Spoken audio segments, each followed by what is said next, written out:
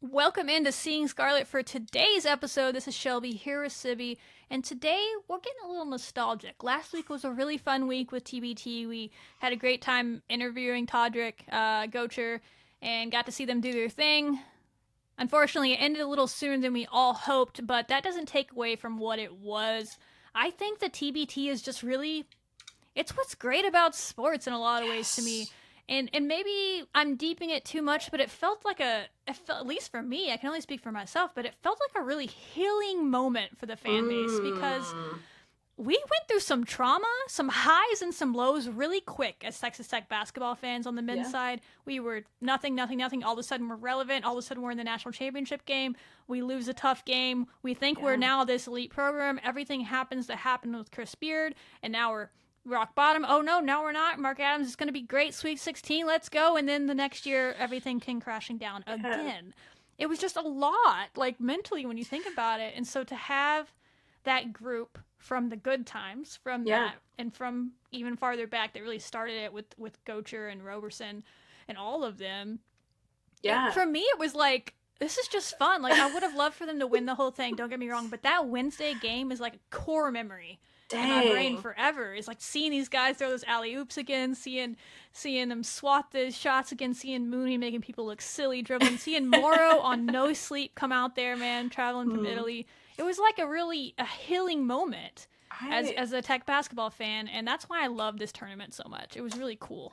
I didn't even think about that, Shelby. Like that is such a awesome perspective and from a fan perspective, but like and we talked to Todrick about it a little bit and he hinted at it, but I wonder how healing it was for them too It of had to be, it especially. had to be, right? Like how much that they went through in their college career and basketball Mm-hmm. and coming back to the home of that like Yeah. trauma potentially and but having the But support like the of good Lubbock times and and the yeah. bad, it's not just like there were good times in that building, but it's finishing your college career is so final. It's so Yeah. quick and it's so final. Like they never thought they'd be back, and especially on True. those guys that were in the national championship game, they were at the ultimate high, and it just Hmm.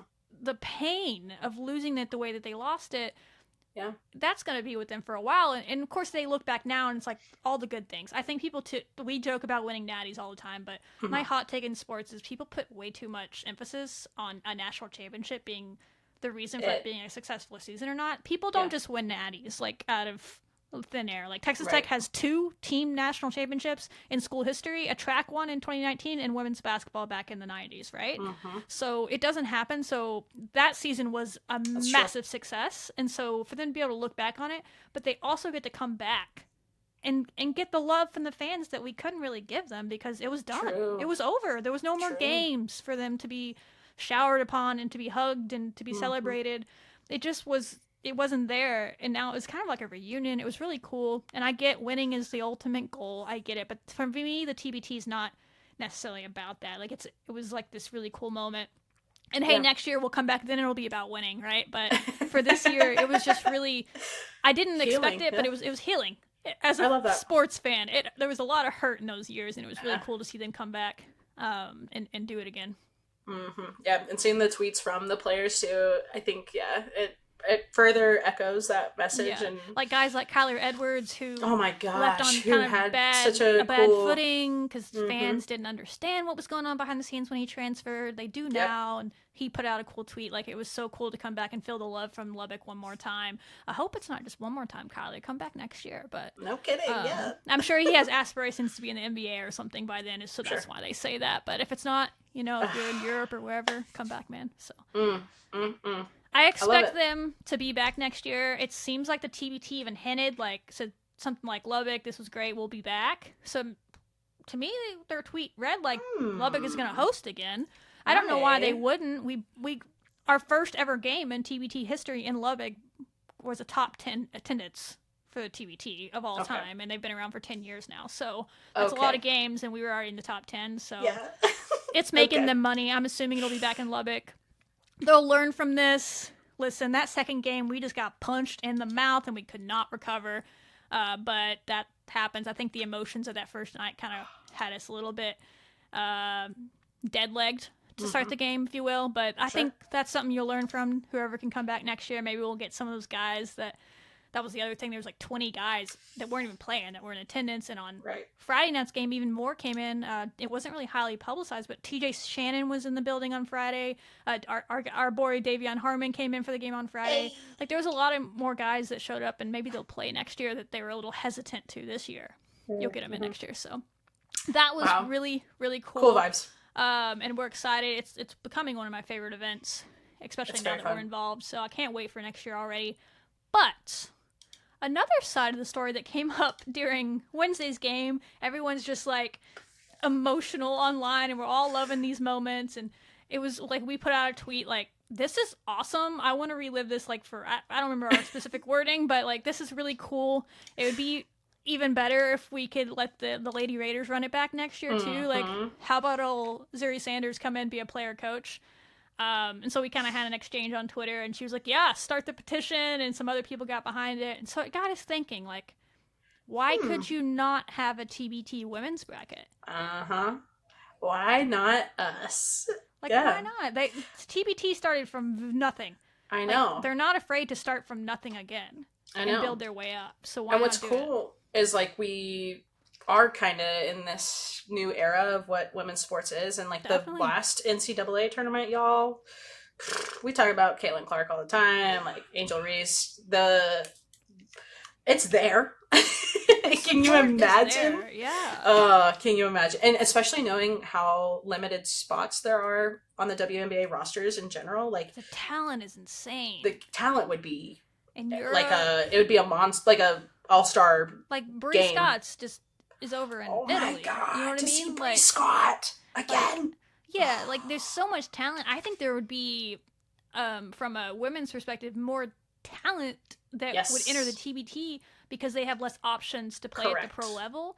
And so as long as they've been playing somewhere to keep their fitness level up and doing their thing and their skills up, the talent would be there. So I don't think that would be the problem. And the thing that people have to realize is like, okay, so I just said Texas Tech was in the top 10 of attendance all time.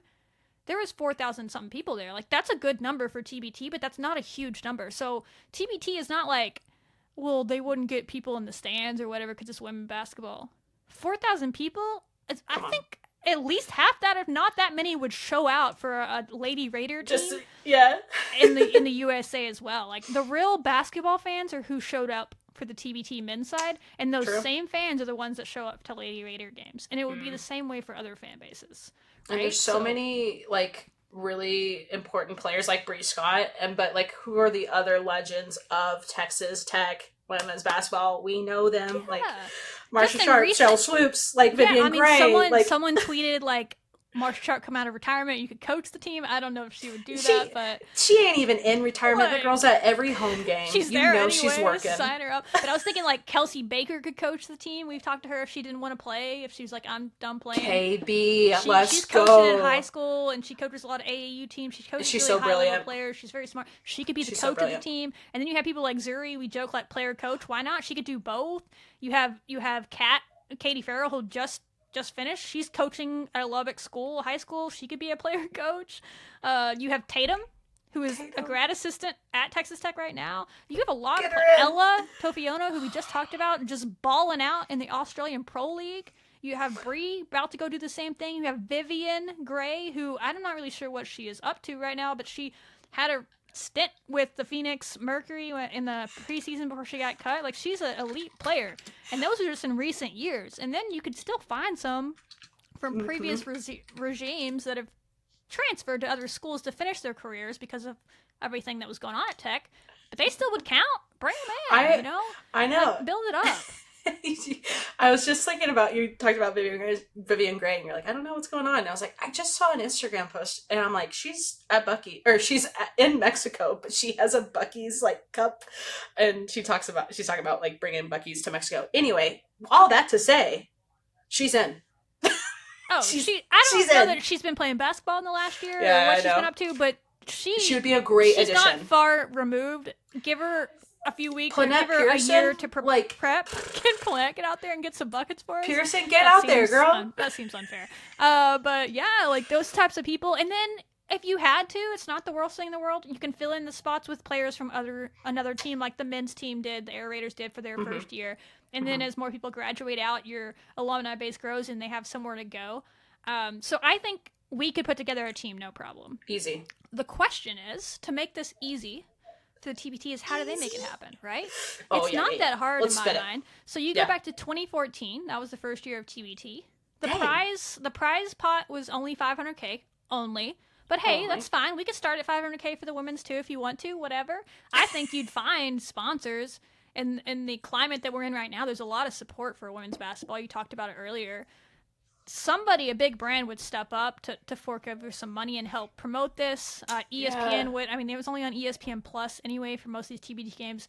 That wouldn't be a problem. The schools can just use their own broadcasting equipment.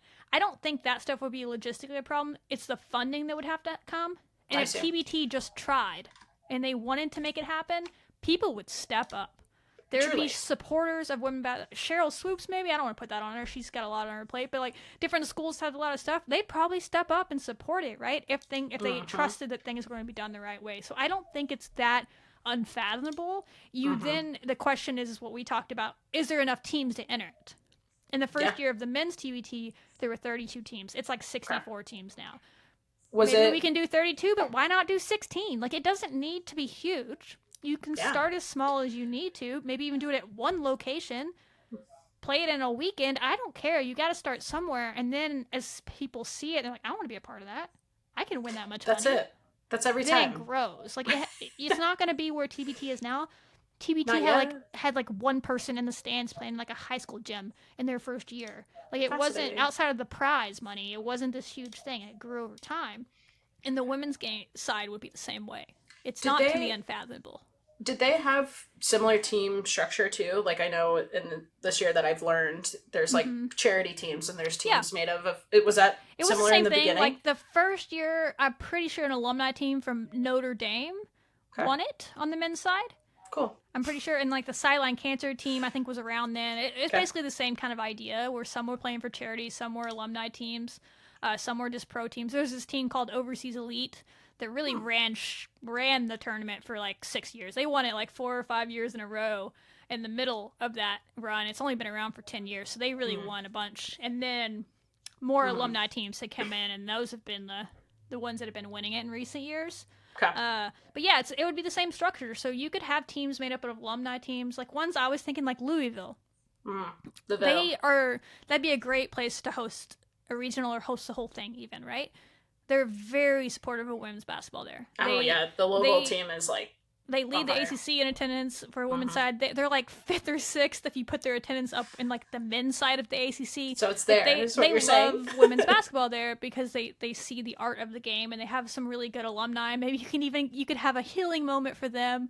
You get old Haley Van Lith to come back and play for that team. Like those kind of things should be busy for a few years, but in the future. But there's a lot of good players that could play for that team. But if nothing else, it'd be a great regional site because that area just loves women's basketball. Same thing with Lubbock. West Texas loves women's basketball, and they'd show up to just watch any of the teams play. I think Louisville would be the same. I was thinking Tennessee.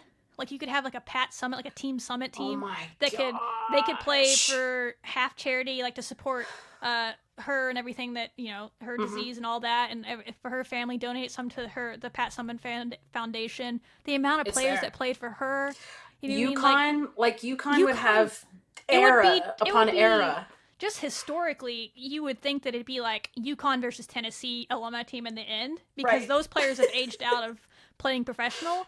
Because that back in the day was like it's UConn, it's Tennessee, right? Yeah. And these other schools have come up recently. Well, their players are still playing, and they wouldn't be able to play in this probably. But those Tennessee greats, I mean, Candace Parker's not too far out from being done, and she could enter right into the TBT. And like, don't you say that about CP? She's got a few more years, but she's hurt. She's hurt this year already. Bless her. She's out for a while. Like she's coming to the end of her career. She's a great commentator. I love her, but why not play in the TBT? In her free time. So I think Tennessee would end UConn. I was thinking people hate her, but the men's side has had a team in the past called Team Tubby. Cool. And, like Tubby Smith. And that's where we had some Texas Tech players playing on that team prior to us having a Texas Tech team in it because he's coached at a few different places. Yeah. So that team was made up of players that anybody from any school that had ever played for Tubby Smith. I see. Was the rules.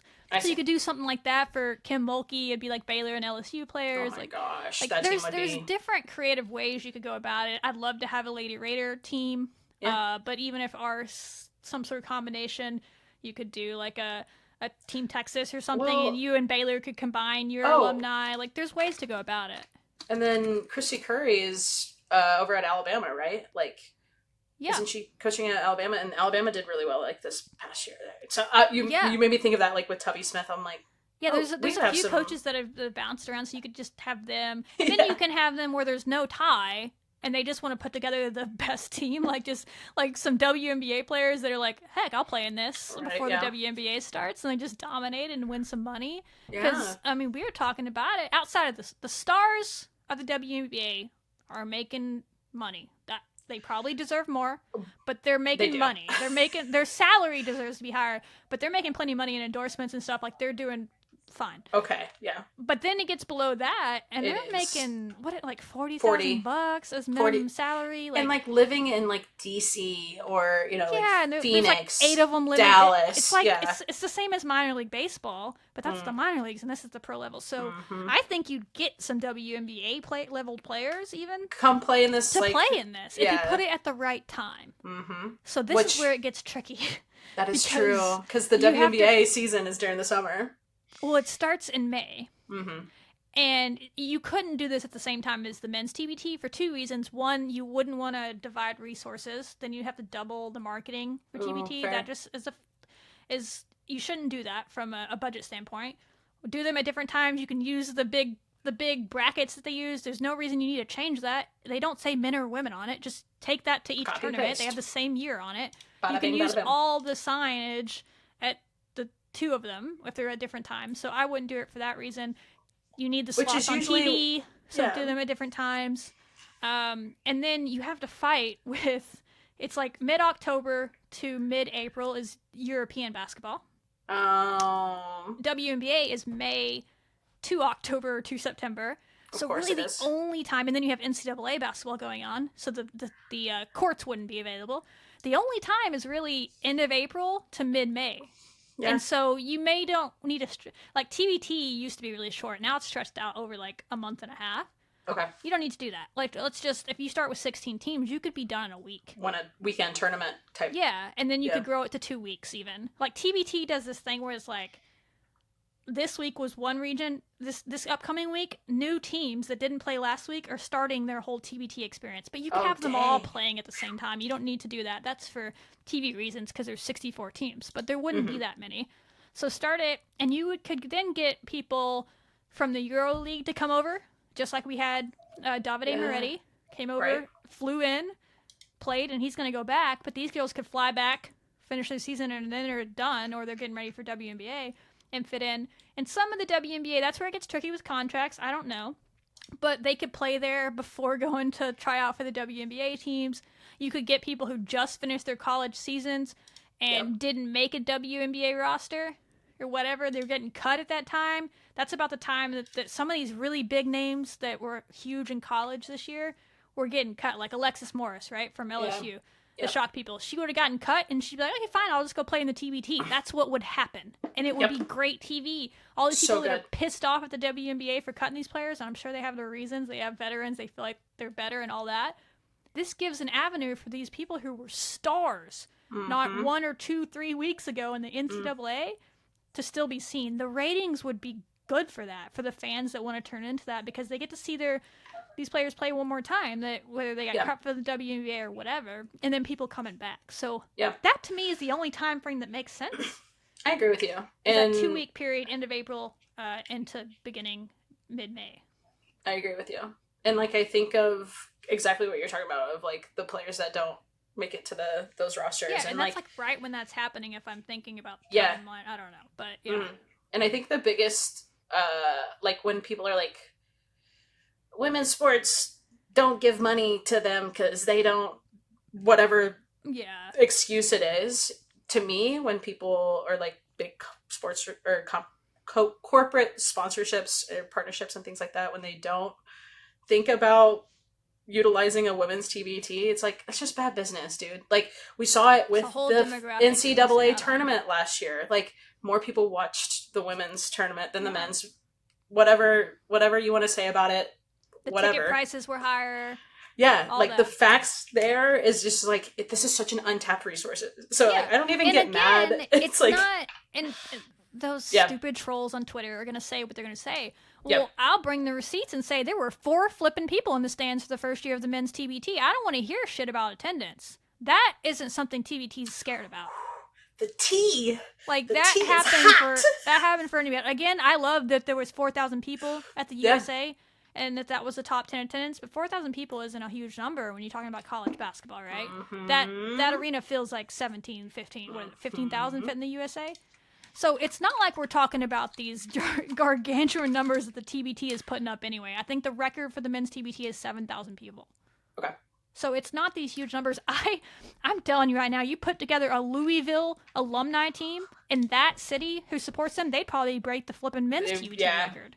It wouldn't take them much to get 7th. You know what I mean? So I don't think attendance is necessarily something that the TBT would be worried about. Now, if it went on for a few years and no one was showing up and they couldn't build it, then that's a question. But in year 1, I don't think it matters because it didn't matter. It shouldn't matter. It didn't matter to them when it started. That's facts. It was about TV ratings. Like, they're going to need to get people to tune in.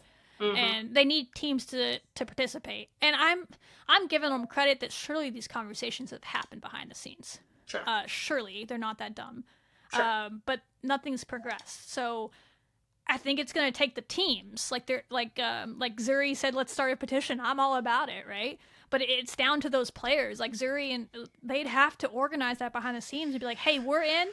And then they have to talk to some of their friends from Baylor and be like, hey, would y'all want to put a team in it? We could do a little region somewhere in Texas. Either y'all could host it or we could host it.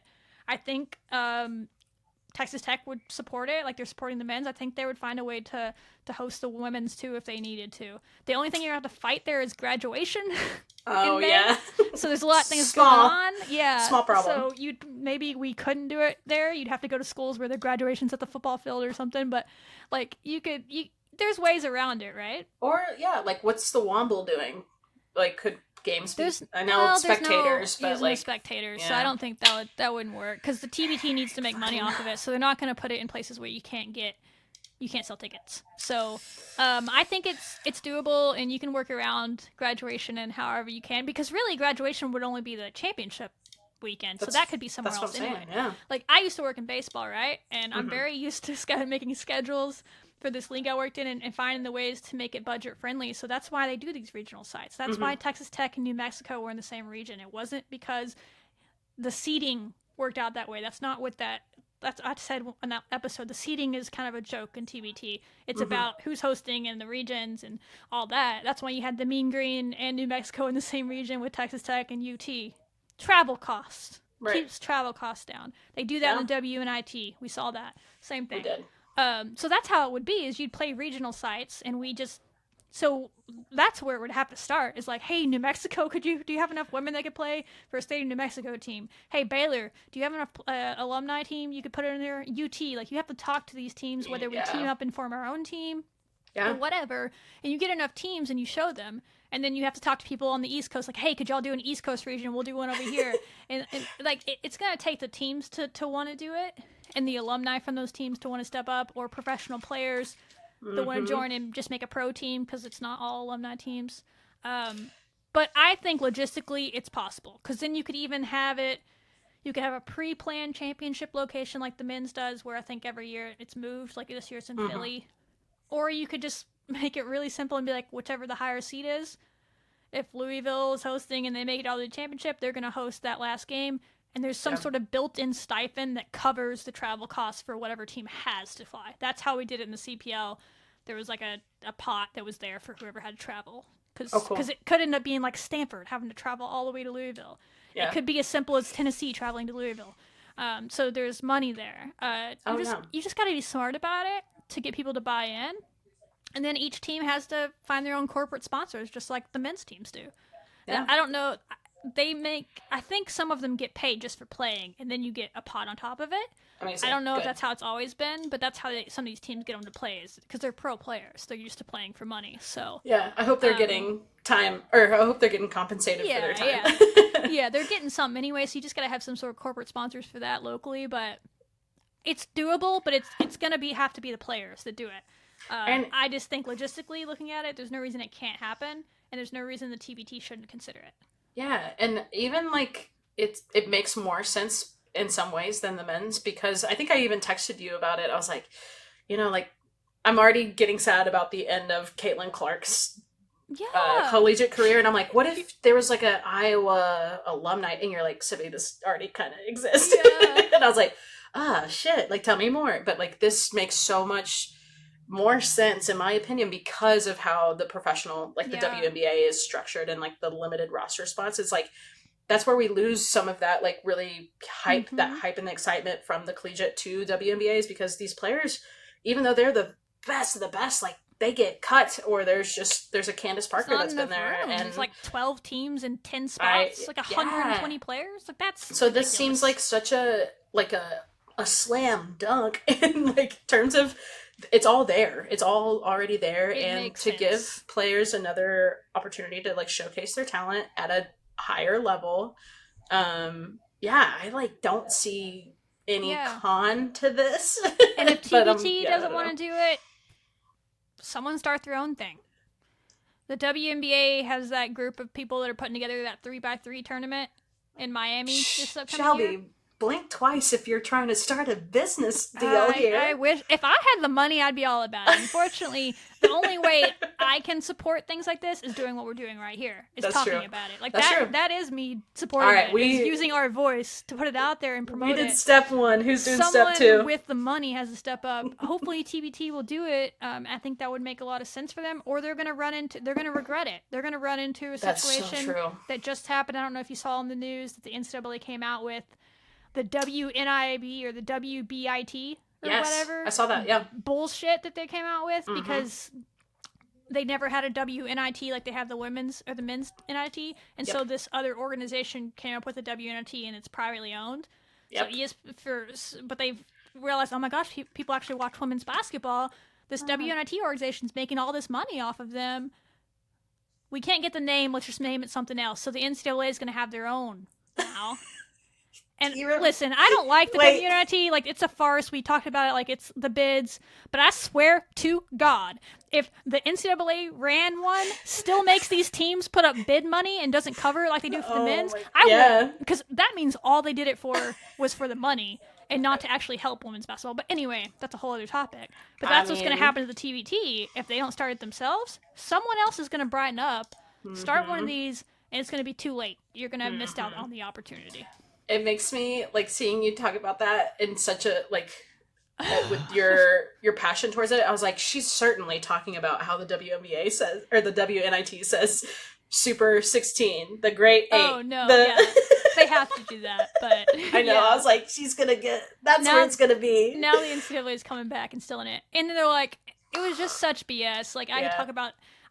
If it works out, I love it for women's sports. But they came out and were like, this is the lead stories was like equality gain for women's basketball. I'm like, they're only going to have 32 teams in it. The WNIT has 64. So in reality, you're taking away opportunities because now there's only 32. But the WNIT came out and said that they're still going to do their field. So, which is kind of silly. There's going to be like 162 teams in women's basketball that can make the postseason now. But I don't think they're all going to agree to it. So it's unfortunate. The WNIT should really just come down to 32 teams, and then it's still 64 that make it. Right. But it's their choice. So they're going to still hang around and try to do it. But that's what's going to happen to TBT. If you're listening to this, because I know you are, don't miss your opportunity. Don't. Do it before someone else. It's just bad business. It's bad business. If you're sleeping on women's sports, it's not. Wake up, brother. Don't listen to the flippin' Twitter trolls. The people that are actually in control know that there's money in women's sports if you do it the right way and have the right expectations and put the right structures in place. People will show up to the level that you need to make money and keep it going. And corporate sponsors will do it because I'll go support a certain corporate sponsor if I know that they support women's sports. Like, we're not the only people that do that. Yeah. Just like other like men's sports. If I see a sponsor like Cardinals is always supporting Texas Tech sports, I'll go the Cardinals to support them. Wow, Whether it's men's, almost like that's how it works, and the smart ones know this. So I Yeah. think the money would be there. I don't think that would be the problem. It's the Who's gonna teams. step up? It's the players that have to get together now and make it happen. Cool. Well, I think this is a great Zuri, first step. We're with you. Zuri, Whatever you we're, need, we're Zuri. always with you, girl. Like, whatever you need. Whatever you You need to call make us. this happen. We need to do some promotional things for you. We got you. Let us know. I know you're busy. Worry about the Lady Raiders this year first, but when you got time, Call the Sea and Scarlet hotline. We got you. we got you. We'll call pick up. TBT every day if we have to. We just need to know that y'all are in. Shelby will. I will. Okay, I'll maybe do something I'll else. email maybe I'll email them every day. I'll just have the Shelby's same one calling. scheduled to go out every day. My millennial they heart answer. cannot take calling people. I Oh, can't. yeah, it's true. All right, guys. That's we awesome. can talk about this for a while, but that is that. So good. love the Air Raiders coming to town. Yes. Hey, that's another thing. Brainstorm. Send us what you think the women's team should be called. Should it be the Air Raiders, or should they come up with their own? Like, there's some fun things. You could do something back to the Natty team or something. Like, you could have some fun play on words there. Ooh, I Or like should this. it I be- can't wait to hear what Should it people be say. should it be the same? We'll see. I don't know. Good call. This is a good question. I love it, y'all. All right, Cool. thanks for listening. TBT coming back to Lubbock next year for the men's team, and maybe in a future season, the women's as well. We can't wait. Heard it here Until first. next time, y'all. Wreck Wreck 'em. 'em.